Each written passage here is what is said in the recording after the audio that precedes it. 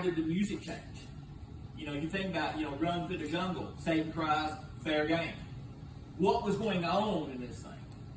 And what was moving? So what would you say the movement behind Abram was? The Tower of Babel. That was a major thing that framed everything. Why was that such a major deal? Why was that such a big deal? Why did that chronologically change so many things? How does that interpret to today? So if we think about this thing, if there is this parallel church, the Tower of Babel, in an instance, could actually be the caricature of Christianity. What I mean by that, how can the Tower of Babel define or illustrate Christianity today? What is the thing that will be the stimulating point, or what will be the point in the rapture, in world times, mark of the beast? What will be the one unifying thing? What is it? False peace. But he rises from something and he leads something. What is it? The false teacher is nothing. A leader is nothing if he does not have followers. Huh?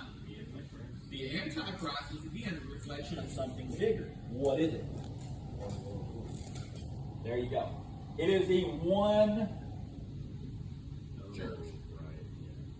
The thing is that without the one church, there is no flock. There is nothing. So, how does the Tower of Babel parallel with the one church? They all spoke the same language. Well, wait a second. This parallel church, they all speak the same language. They all believe a certain series of beliefs. I talked to you last week about the abomination of cosmic desolation. The first time I really seen it is when the image of the beast is set up in church.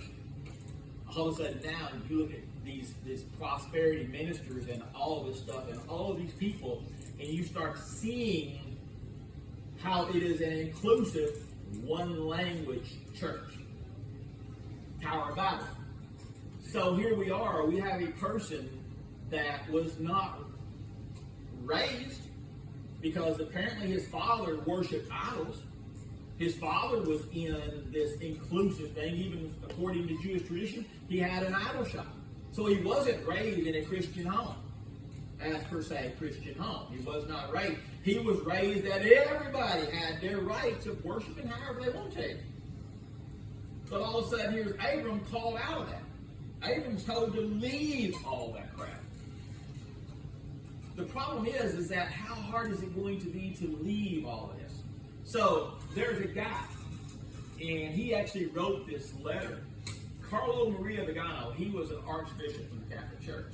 Now, I don't know, I'm not caught up to it.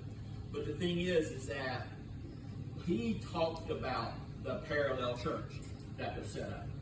He talked about how that if the Catholic Church was going to do anything, and again, I'm not knocking the Catholic Church, that's not my intention, but my intention is that it's this parallel church thing that this guy even talked about.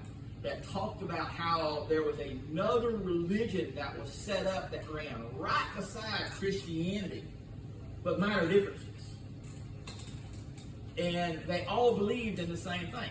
So here now we have overlaid this with Pope coming out saying that all religions lead to one God. So now it becomes an inclusive religion. So here we are again. So is it possible that God is calling us out of that? I think so. I think that He's all been stirring within it, because if I had this, if I was the only one in this church that said something, why is this thing not adding up? Then y'all could label me as psychotic, which you probably do.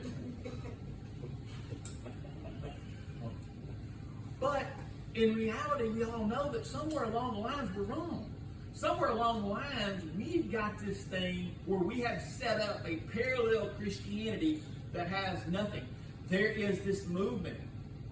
I was reading it this morning. It says that 85% of South Africa is Christian now.